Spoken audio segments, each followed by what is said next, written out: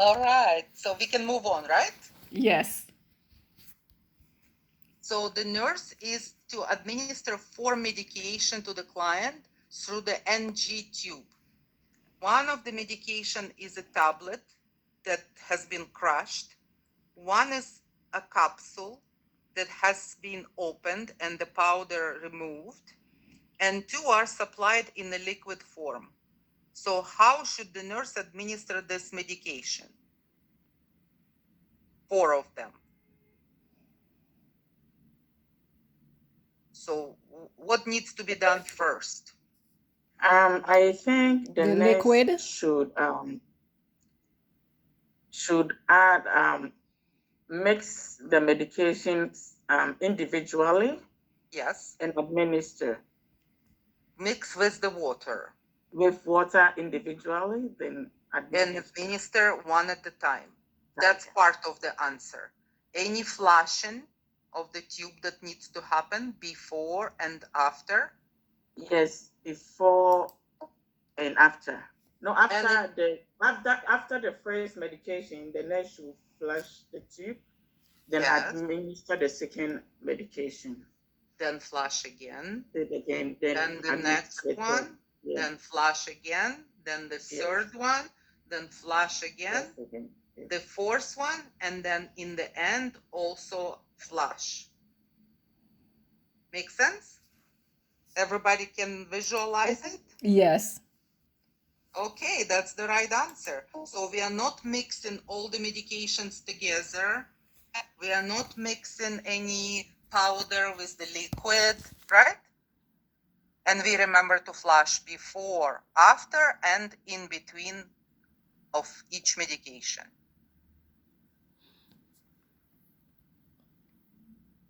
Can we move on? Yes. Okay. So a client has an order to receive 1,000 milliliters of 5% dextrose in 0.45% sodium chloride. After gathering the appropriate equipment, the nurse takes which action first?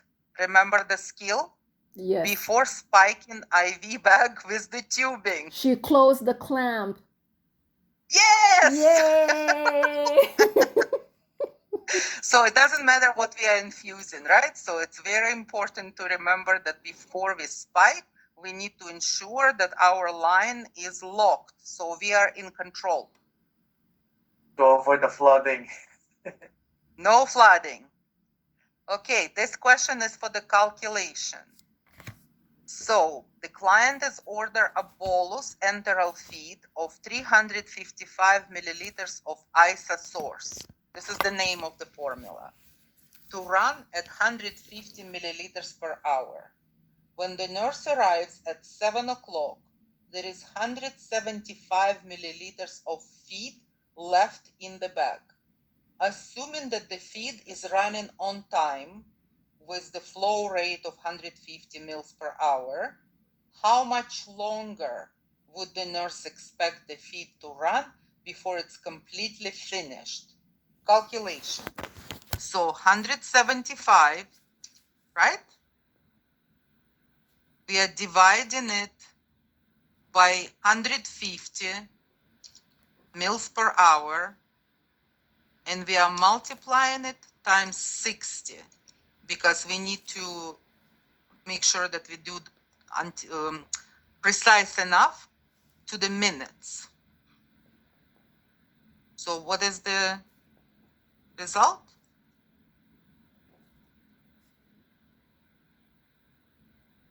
I'm trying to calculate here. So 175 divided by 150 and multiply by 60. So we have 70 minutes, which is 1 hour, right? And 10 minutes.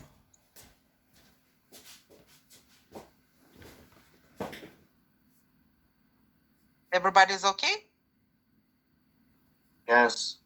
Because if you only divide 175 by 150, you will receive the result in hours, right?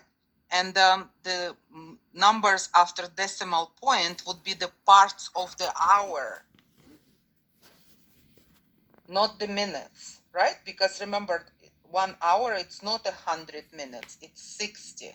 So that's why we need to multiply it by 60 to convert it to the minutes.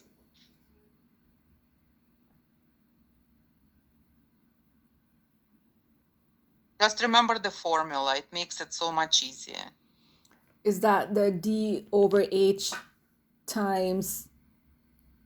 No, this is for the infusion. This is the formula for the infusion. Okay.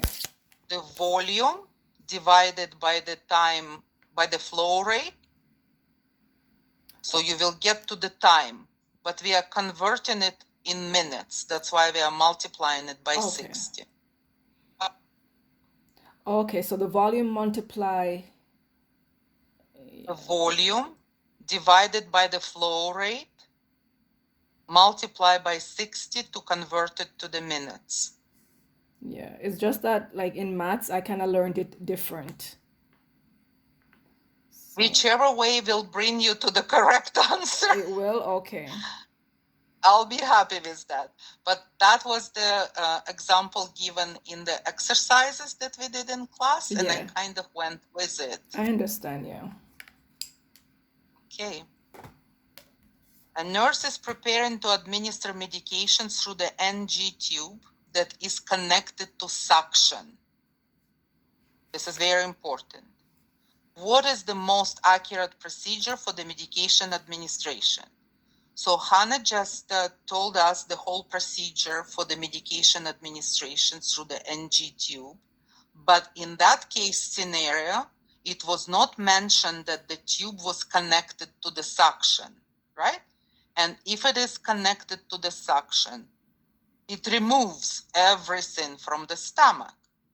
So in order to start administering medication and avoid getting them suctioned somewhere in the pipes of the hospital, we need to do what first? Disconnect from the suction, right?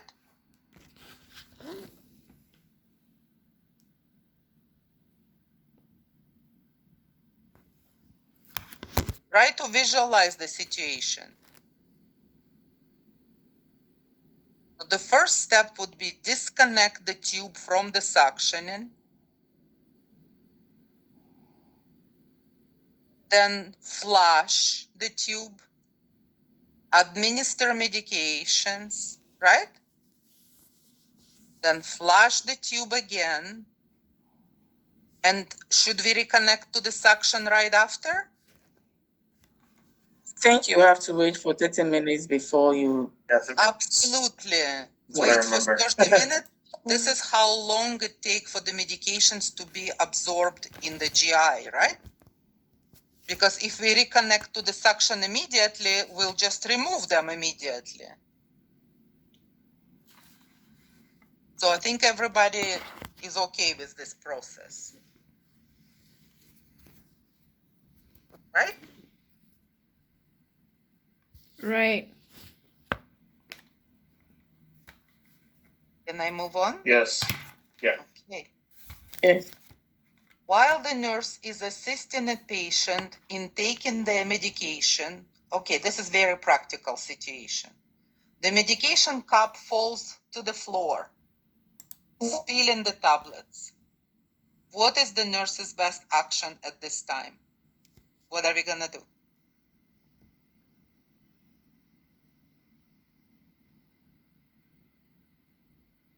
Should we pick them up from the floor? No, we do not. Should the Okay, good. should That's already something. should the nurse call for another nurse to get a fresh set of medication, and then when she's finished, she discard the ones on the floor and document? You don't need to call another nurse. You can do It it is not. yourself, right? Okay. So discard the medication that spilled on the floor and prepare a new set. So we're not documenting? That's your problems, right? So it Yeah, has okay. nothing to do with the patient. Okay, okay. If the facility requires you to account